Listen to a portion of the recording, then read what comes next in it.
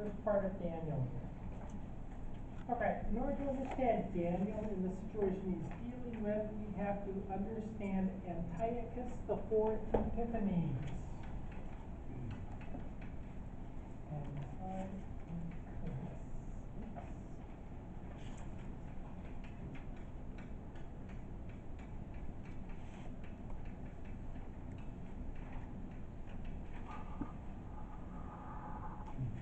Okay, so he was the Seleucid emperor. So the Seleucids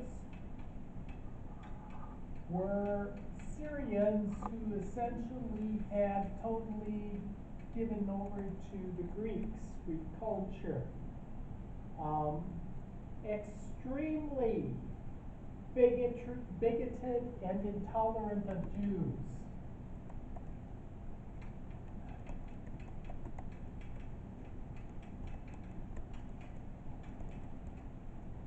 In fact, I'm sure you read, he seems to want to antagonize the Jews as much as he possibly could. Okay? And he would have been Greek, right? He would have been Greek gods, like, oriented himself. Yes, he certainly would have been Greek oriented. Hellenist. Yep, absolutely. But not all of the Greeks were necessarily wanting to antagonize the Jews the way he did. Okay? He had a strong religious zeal for Zeus, so that, and he tried to impose that on all other people. So Epiphanes, obviously know that word, epiphany, right? Means a manifestation of God. However, by the time the end of his reign came, he was referred to as Epimanes, which means maniac. Oh. Okay? Even by his supporters. All right? So there weren't a lot of people who really cared for him. All right. This man was ambitious. Okay? He tried to conquer Egypt. He did not succeed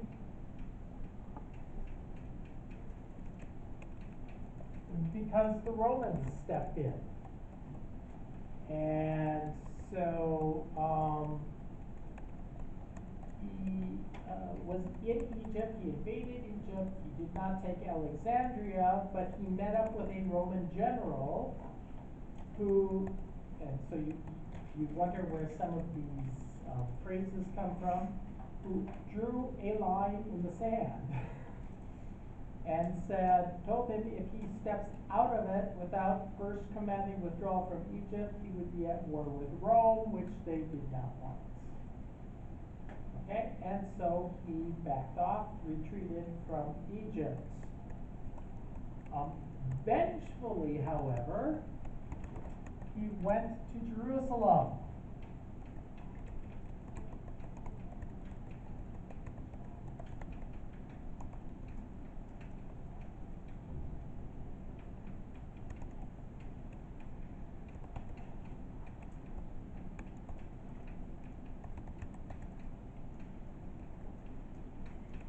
May, in fact, help us understand why people thought he was a maniac, that he would simply take it out on the Jews, because he got stopped by the Egyptians. At least it seemed that way. It was actually the Maccabee revolt that brought him back to Jerusalem, and we're going to talk about that a little later. All right?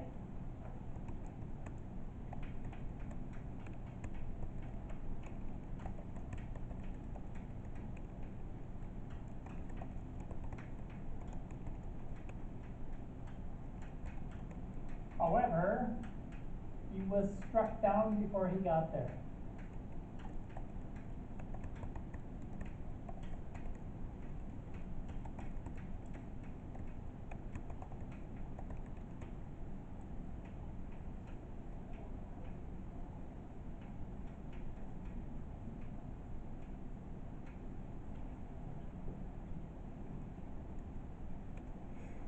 Okay, so 164 BC.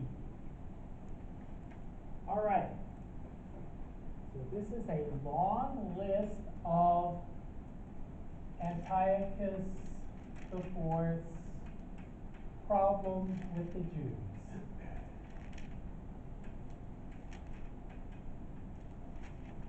So remember, it appears as though he's just antagonizing for the sake of antagonizing. All right? He regarded himself as Zeus, the great god.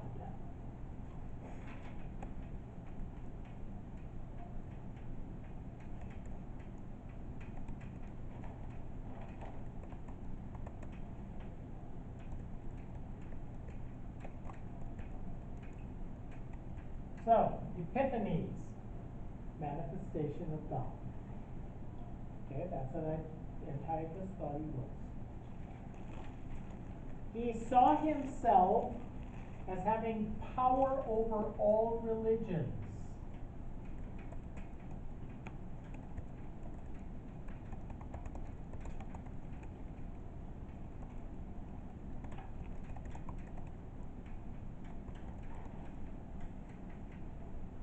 Certainly, if you are the greatest God, then you should have power over lots of things. Okay? He tried to make the law of Moses conform with Greek beliefs.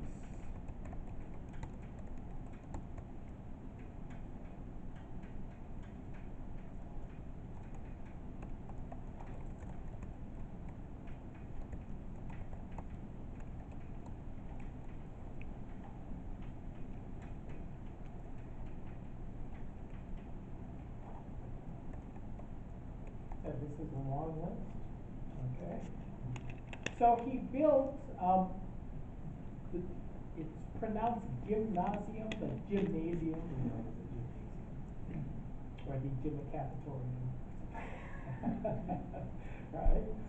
He built a gymnasium in Jerusalem, and he required priests to wrestle Greek style, which was naked.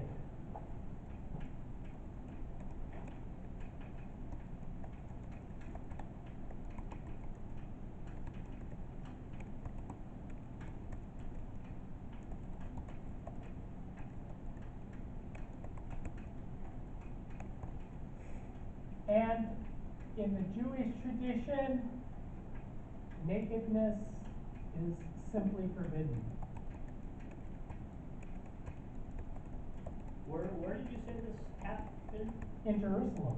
I thought you said he died on the way to Jerusalem. He was in Jerusalem, then went on to Egypt, and on his way back to Jerusalem. Was there left to come back? Okay. Yes, sorry. he left and came back. Right, right. Okay, sorry if that I confused you. So being totally naked is forbidden, especially totally naked in public is forbidden in Judaism. People caught reading the Torah were punished or killed.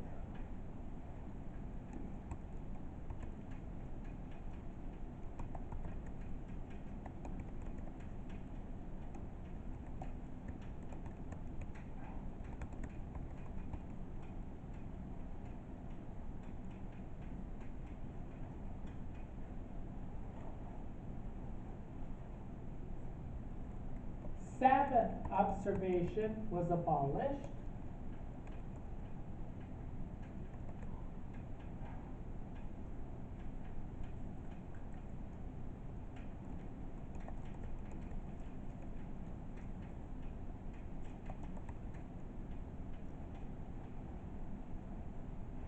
It's a long list. Okay, so circumcision was banned on the pain of death.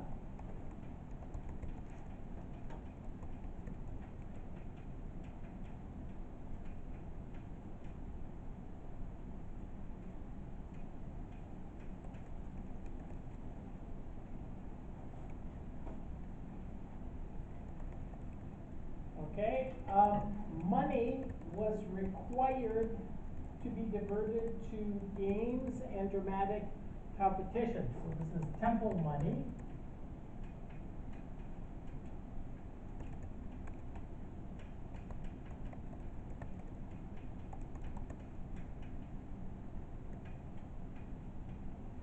So games like the wrestling matches up here.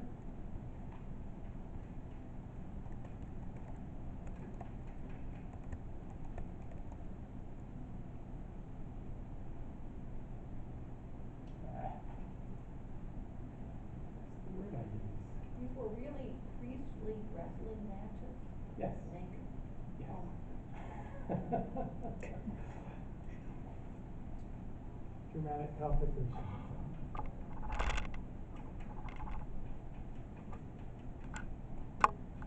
Right, so you can understand why Jesus would accept that.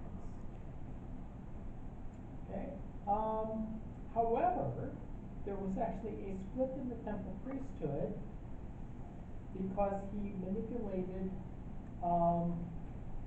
the priests against each other. Okay?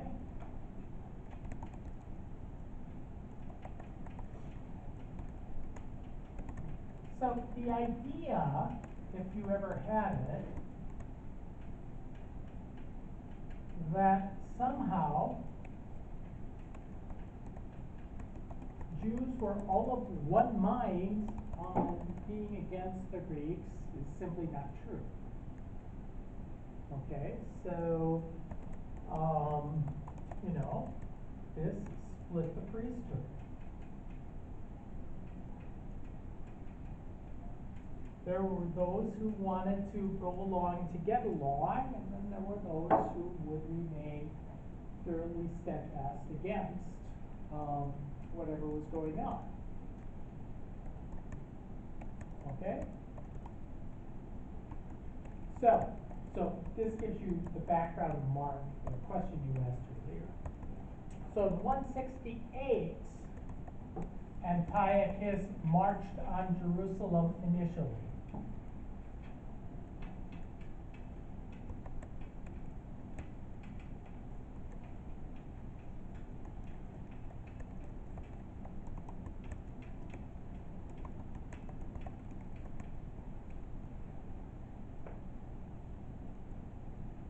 He slew the last of the priests, Zadokite priests, and he dedicated the temple to Zeus.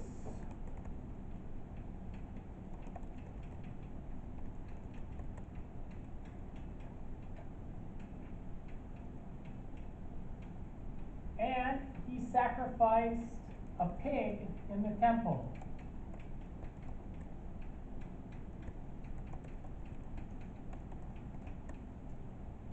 So one can hardly say how many things are wrong with that. So a non-priest sacrificing, a pig being sacrificed in the temple, and the temple, of course, was dedicated to Zeus. I'm trying to wrap my mind around the Maccabee revolt. Sure. And this guy, Antiochus, are the Maccabees fighting this guy, or are they after him, or he come after the Maccabees? Or? He actually headed back to Jerusalem to fight the Maccabees from Egypt. Okay. Okay? And he got struck down. Yes, and he got struck down before he got there. However, the Greeks still fought against the Maccabees. So just because he was dead did not mean that fight didn't happen. But the Maccabees initially won in the revolt. Yeah. So he's doing all these atrocious things while the Maccabees are still in power, not in power, but still in action. Right, they're not in power. They certainly were, what I would say is in most revolts, you have a breaking point where somebody finally says, enough's enough. Yeah. So the Maccabean revolt as such came a few years later. Later than all this. Yes, but that doesn't mean that they weren't in fact planning, weren't in fact doing, because remember they started out as guerrilla warfare. Yeah. I'm just wondering, what kind of enemies did this guy have? Was he doing all this stuff and with no resistance? Oh no, so that's right, that's slightly different, except for the fact that the Jews didn't have, remember the Jews The Jews were under the Babylonians until Alexander the Great came through, and that was the introduction of Greeks, and that was in the 300s BC. And so they were under Greek rule, and not all Greek rule was as horrible as Antiochus was. Okay, so it was tolerable to an extent, but the Greeks began to become more and more demanding of the Jews to change their traditions. Yeah, so, and then that's when the Maccabees arise. All right, so, this, by the way, where am I? Over here. This is known as the abomination of desecration.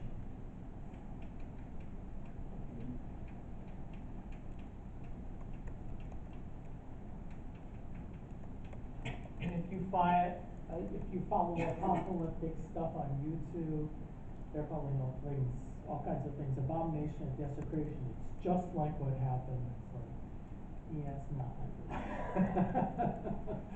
But of course, then you get to say the end is coming.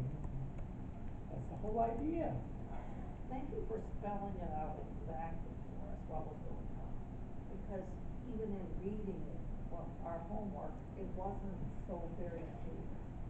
Oh, okay. All right. Good. All of this. Yeah, you can't necessarily follow the history all the time. You know, in the Bible, I think, you know, it's kind of like when we did Kings, and I gave you the list, good kings, bad kings. It's kind of like, who knew that there were between the northern and southern kingdom, for all the kings there were probably 5 decent kings, and the rest of them were all scoundrels, you know? We should have like a big wall mount roll timeline where like all through 4 years of Bible study, we'll be like writing things down here and there. Yeah, And you just go look at it. Yeah, and and even in Kings, one of the kings who lasted the longest, 55 years, was one of the worst. He was one of the worst kings. So longevity didn't necessarily mean it was a good king. Yeah, so yeah, it's good to have it laid out because it gives a sense of, oh, no, I get it. Here's why the Maccabean revolt was so important. But remember that even among the Jews, there were those who wanted to go along to get along. Okay? When the Romans took over in Judah, the Sadducees sided with them because the Sadducees were aristocrats, and they wanted to keep their wealth and their power, and so they just went along to get along, and they kept their wealth and power. Yeah, they didn't believe in a resurrection anyway, so when you're dead, you're dead. That's all there is. That's the next power transition, right? The Romans came Yes, in after. Romans. And they might have, I mean, the Jews might have been, I mean, if they knew what was coming, like if they knew the Romans coming would like lift the oppression of the, you know, Greek culture. Maybe they would, I don't know if they would have welcomed them or not, almost. As a comparison, I mean. Yeah, you would think that you could say, well, in comparison, they're not as bad as they are. And of course, the Romans kind of liked the Jews because they were old. It was what they call a religion of antiquity. And Romans liked old things, which is why the Jews were allowed to continue to worship. But that's not what the Jews wanted. They wanted complete autonomy of their nation. And so even being held by the Romans, and the Romans were no picnic either, right? Romans were no picnic. But they didn't want just something better. They wanted total autonomy. Yeah. Wasn't the Maccabees the ones who invited the Romans asked them for help? At one point, yes. Yeah. Yeah. And sometimes I understand that that's why this is not in the Jewish Bible, because they don't want to write. They didn't think that they blame the Maccabees for the Romans being. Right, but remember, it was also after the Septuagint had been decided on in 200. So Yeah, there's a number of things there that are, of concern, and remember that the Maccabees is also where we get our theology surrounding purgatory. That, the Maccabees said, pray for people who have died, and then you have to ask the question, well, why? Is it possible that people need to be prayed for because they have sinned and yet died anyway, but nonetheless we're faithful, and yet we're not totally faithful? So, yeah. Which is, again, why Protestants don't accept purgatory, is because it came from Maccabees, and Maccabees is in the Apocrypha. Okay, so he rebuilt the old city of Jerusalem, as a Seleucid fortress. Did it look like a Seleucid fortress when you went there? Actually, the Ottoman took, but, yeah. Yeah, it did, okay, yeah. You had to go down really, really deep to find anything wrong. Oh, okay, all right. Okay, so, a little bit, we've talked about this already, about the Jewish revolts, so I'm just going to do a quick summary.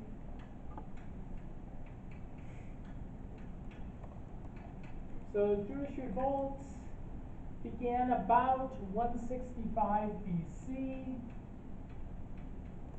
So, Antiochus had come through, conquered Jerusalem, was on his way to Egypt, and then headed back to Jerusalem, was struck dead in 164 before he got there. Okay, Mattathias, leader of the Maccabees, killed the priest who had sacrificed the pig.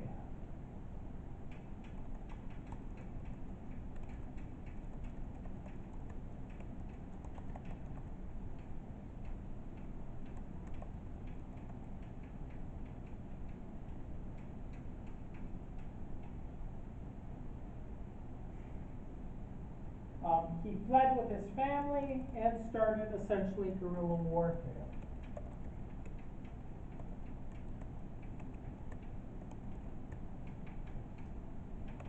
So I will use that term even though that is a modern term. Essentially it was sneak attacks on convoys, all that type of stuff. Okay? The more pious Jews, of course, joined the Maccabees. Maccabees took Jerusalem in 164 BC. And that was against Demetrius, who was succeeding Antiochus.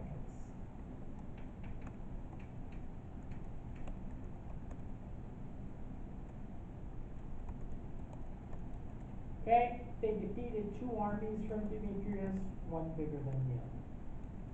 Alright, so these were fierce fighters, and they brought a lot of people to their side. Alright, now,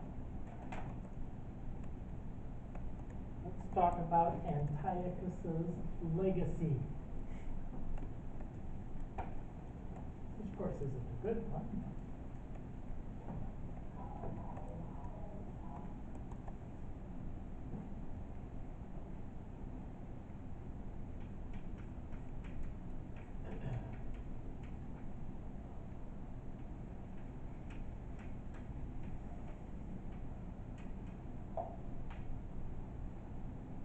Alright, so, he is the little horn of Daniel 7.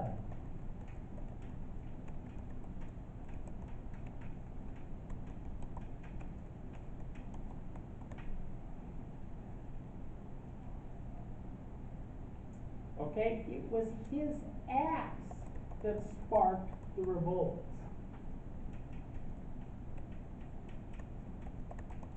Because if you look historically, if you go from, say, 333 with Alexander the Great, all the way to, let's say, 170, they apparently were getting along with the Greeks well enough not to create a revolt. These particular things made it impossible. Now, there were problems.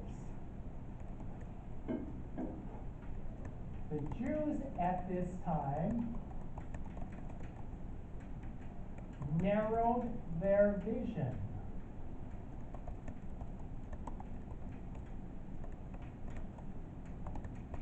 And what I mean by that is, if you remember, Isaiah was talking about being lights to all nations. Isaiah was trying to get the Jews to come out of themselves and to, disperse and be a light to all nations, so universal in a sense. This caused the Jews to pull back. Okay, they gave up any notion of universalizing Judaism because they just assumed that, as in this, they would be attacked. And so they pulled back. All right? They were already spreading out, but this kind of said, no, let's pull back a little bit more here. So Christianity eventually flourished because of the Jewish diaspora, but not here. The Jews did not. So, under Roman rule, the Jews experienced exemption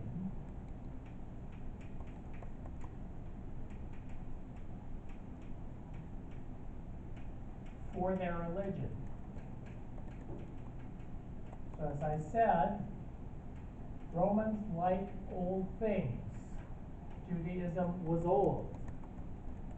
Alright? So it's also important to understand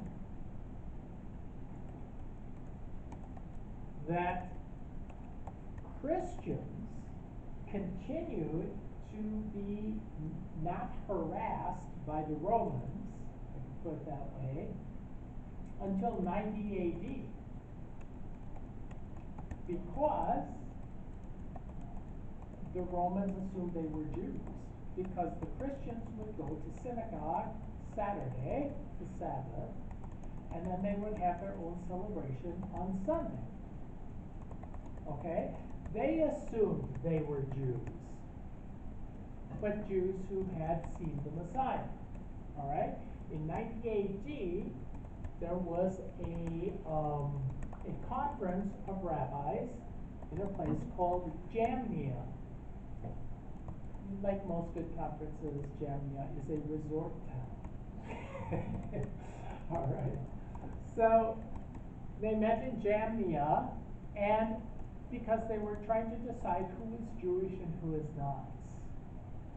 And so their decision about Christianity is that Christians are not Jewish, therefore they should be thrown out of the synagogues. Once that happened, the Romans said Christians are a new religion. New religions are forbidden, therefore persecute Christians, right? And there were a number of persecutions that happened for the next 200 years or so. All right. So as I said before, by the time he died, Antiochus, his own successors, even changed his title to Epimanes the Maniac. All right. Questions so far? That Epiphany's the maniac, when you say. Oh, Epimanes. Epimanes. Epim? Yeah. It's Epiphanies means manifestation of God. That's what he was originally called. So Epimanes, Epimanes. All good color. What a story. Yeah, it was, Too bad it was true. it was an attempt at a play on words. So, Epiphanies, Epimanes. So your question though was? That was it, actually. Oh, yeah. Embarrassing. All right, so let's look at the theology of Daniel.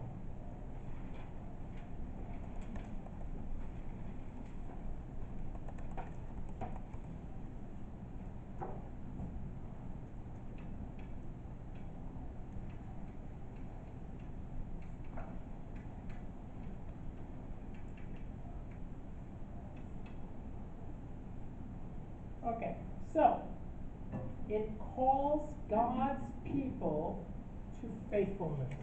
That's its most important piece. Under every circumstance, people are to remain faithful. Whether it be a fiery furnace or anything else, remain faithful. All right? It is the only Old Testament book written completely in apocalyptic language.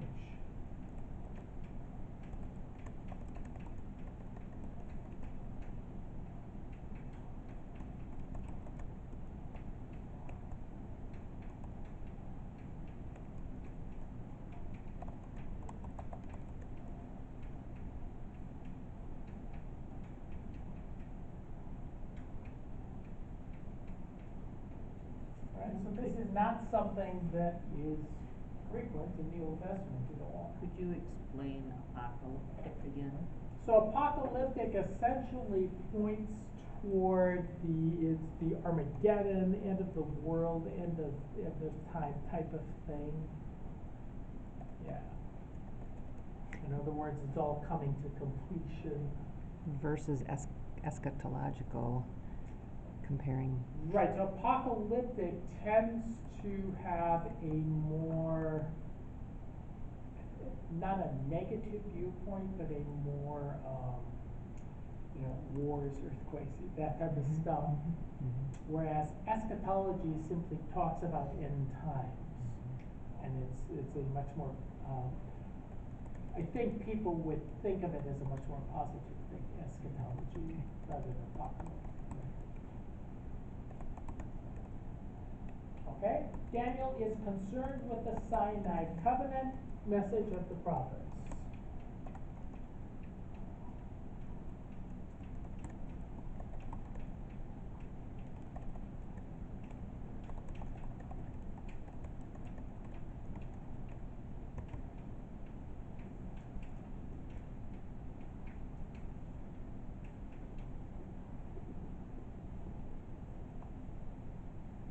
Okay?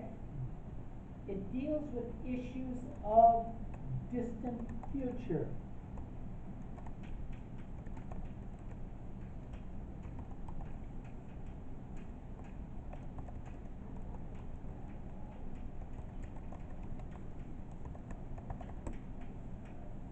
I mean, that's another thing that is really apocalyptic, is dealing with the distant future, and essentially, in that sense, it is a prelude to the pattern in the book of Revelation.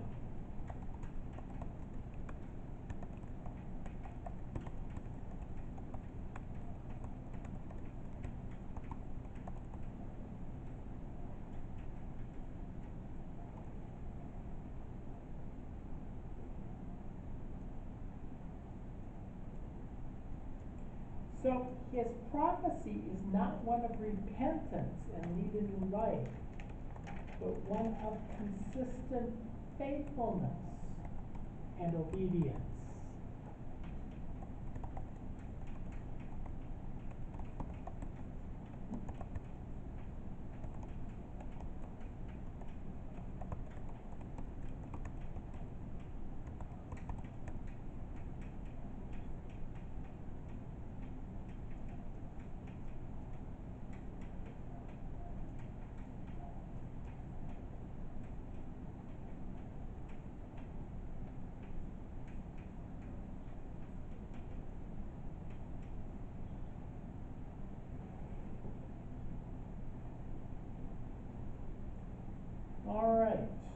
that's your basic theology in Daniel. Alright, so let's look at how this is set up, and then we'll look at some themes in Daniel. Well, let's skip the first part, and let's look at the themes. So there are 4 basic themes.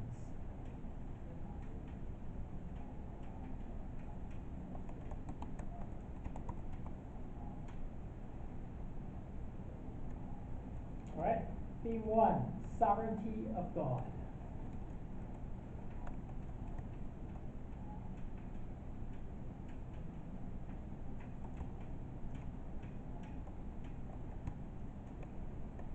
Alright, so Daniel illustrates in new ways God's sovereignty over the world. So even from chapter 1, it is clear that God can even use Nebuchadnezzar. So God can even use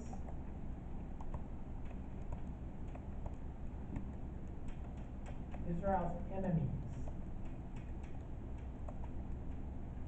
We know this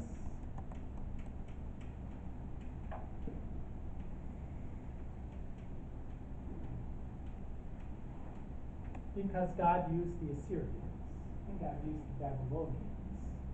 Okay? So we know that God can do that. This simply reiterates that. Okay? God, for instance, also gave Daniel favor before Nebuchadnezzar's chief of staff.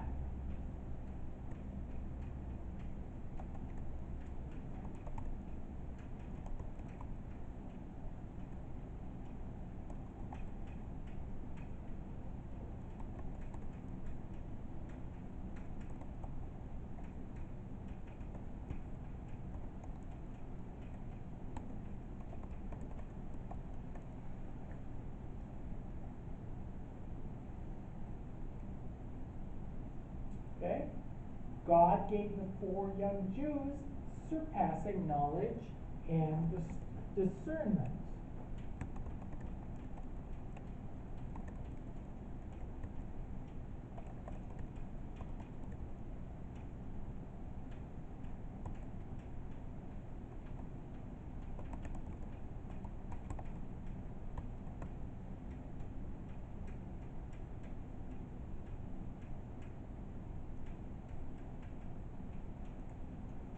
So you could say, wisdom beyond their years.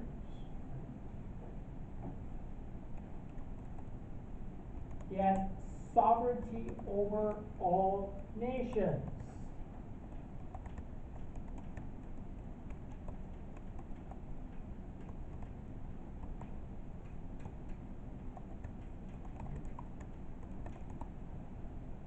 Doesn't matter. Egypt, Rome, the Assyrians, doesn't matter. God controls the forces of nature, like fire or lions.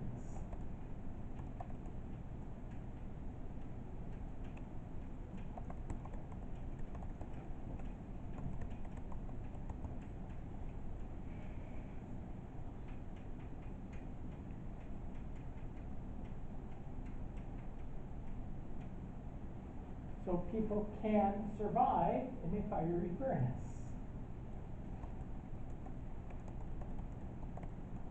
Okay? Daniel can interpret dreams and visions that others cannot. That is due to the sovereignty of God.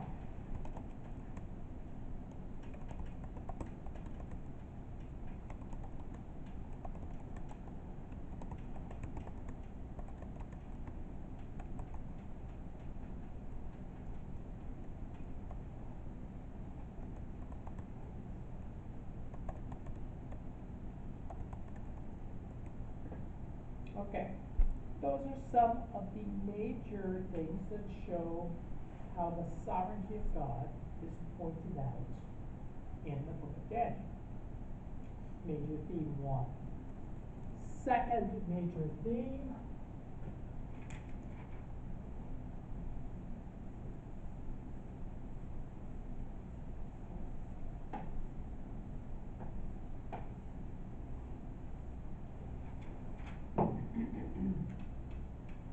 pride of humankind.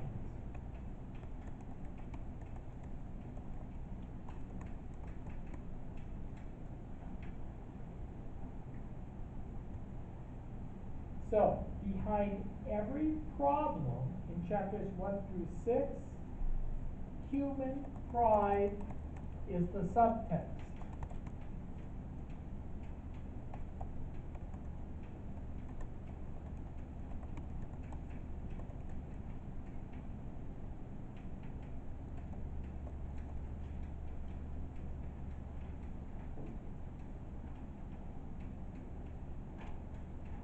You know, calling oneself Zeus the god, that seems to be pride. I'm not sure what it should be. In 7 through 12, the pride of world empires is central.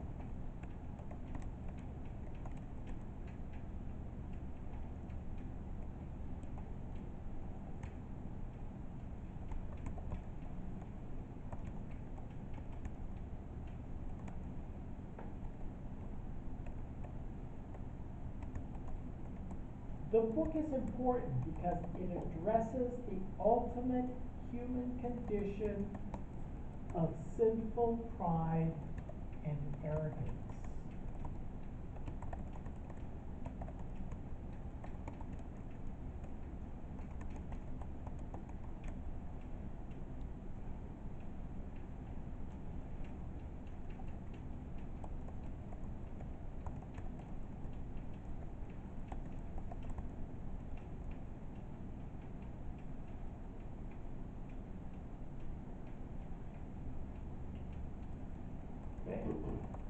A common problem for all human beings.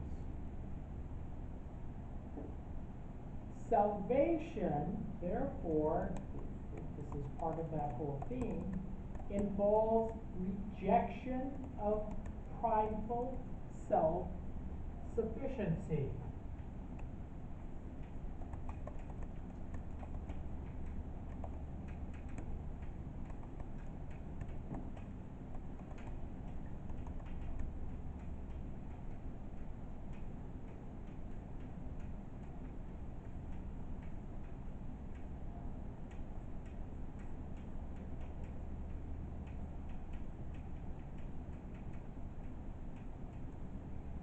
That is an ongoing problem even today. Prideful self-sufficiency.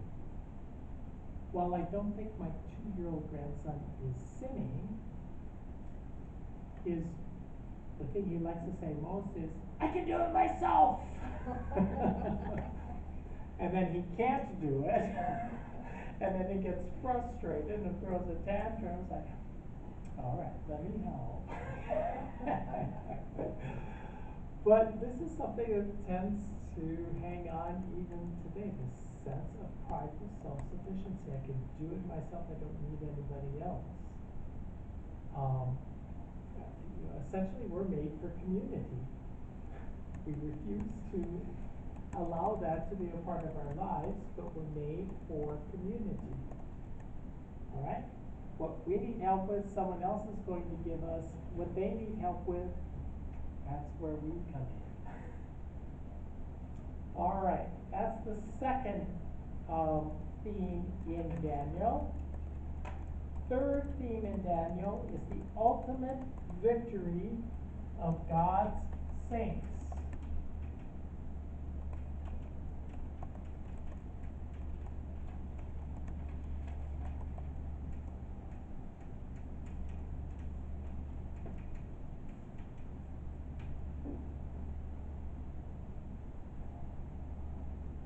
So in every possible circumstance of life, it is possible to live a life of faith and victory with God's help.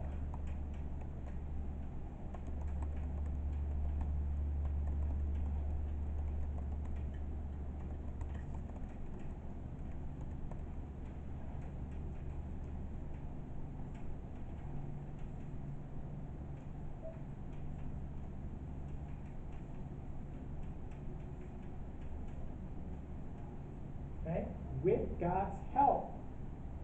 So it's getting rid of that prideful self-sufficiency.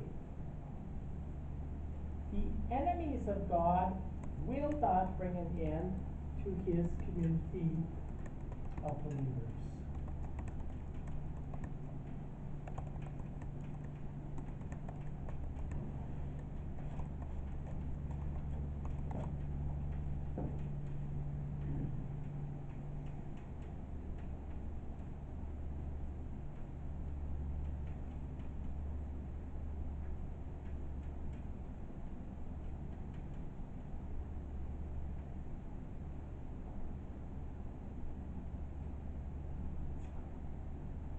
You look at chapter 12, even in death, God's people are victorious.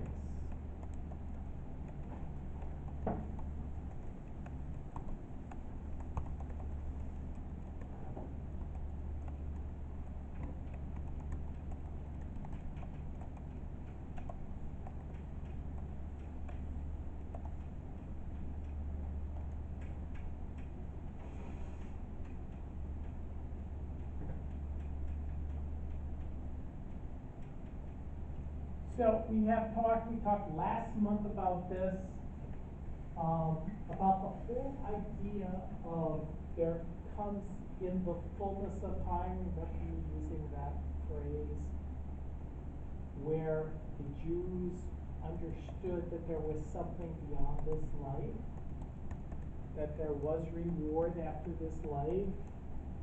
It took time for them to understand that's where God was leading them. Okay? It took time. And because of that, once Jesus came and he died and rose from the dead, it made sense to lots of Jews and certainly to Gentiles. It was the time for it, but it's God's time, not ours. Okay? It's God's time. So the message of the kingdoms is that all earthly kingdoms are temporary.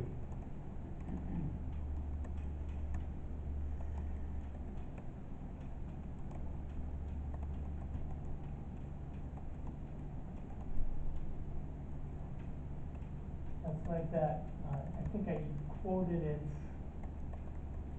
Teresa of Avila, that prayer card. All things are passing away, God never changes. All things are passing away, God never changes. Alright? The book also points to a delay in the coming of God's eternal kingdom.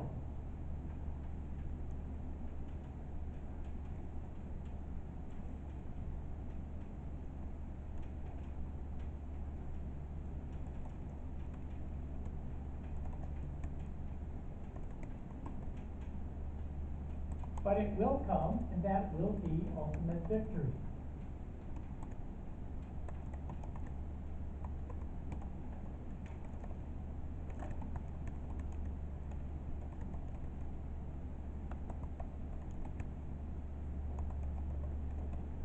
The most important piece is not the details of eschatology, but the ethics of eschatology.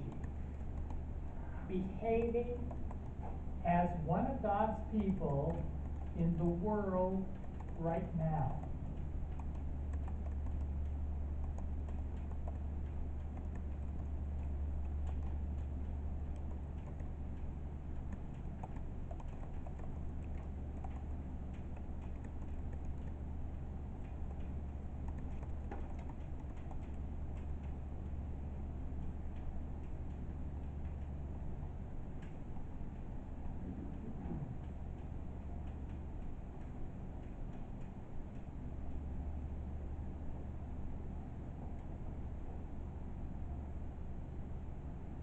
So the book essentially teaches that God's people can and should live holy and righteous lives, even though suffering.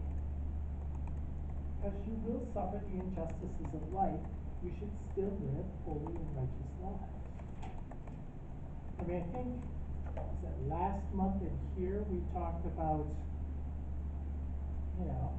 why did Jesus say you won't know the time, the hour, the day, when it's going to happen? And I remember one of you, I think it was Ryan, who said, well, I'm not sure that simply if I knew the time or the day that would necessarily be a bad thing. And it's like, no, it really would be a bad thing.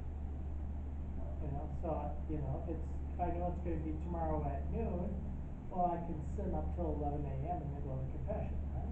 I mean, but humans have this idea of what can I get away with.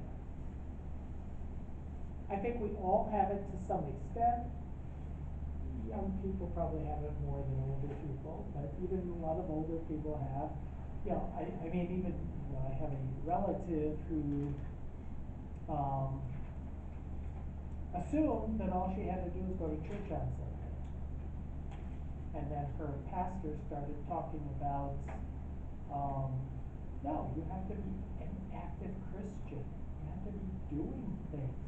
Christianity is about doing. And she says, this woman is 75 years old, and she says, well, that's the first time I've ever heard that.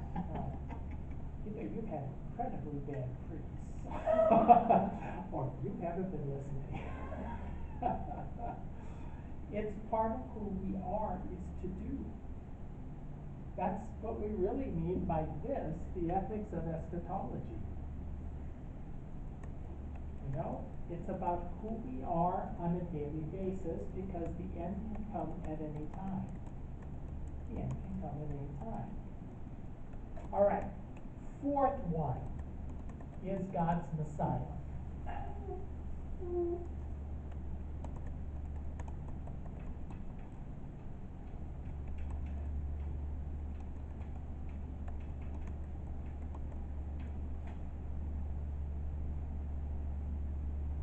So this concept of Messiah is interpreted toward the universal rather than simply Israel.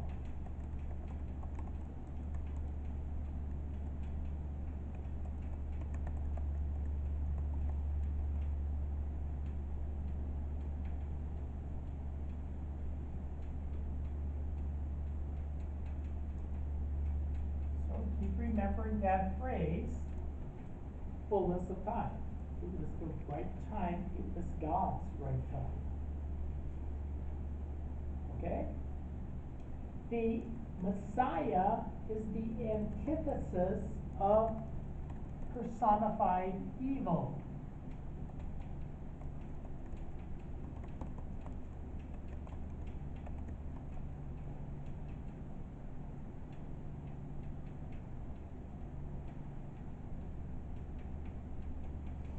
And in this case, personified evil is represented by the little horn.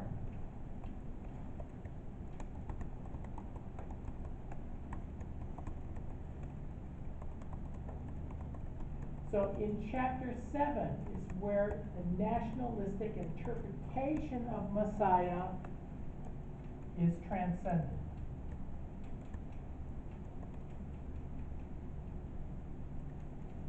So the idea that the Messiah is just for the nation is transcended there.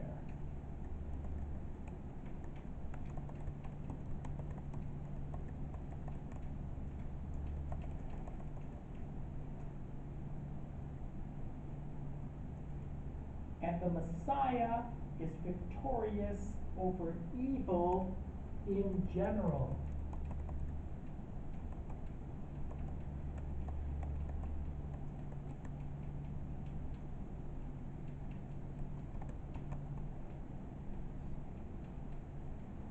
So we interpret this in the Christian tradition as, death being the worst thing, right? So the Messiah is victorious over death, which is, for us, seemingly the worst evil, right? All right, so those are the four themes in Daniel. questions about any of those? All right, that's part two. I know I have to finish it now, or that's. You have 5 minutes. I know. I made sure I got done, so I, cause last month I just screwed up horribly. So, okay, any questions? All right, well, let's go have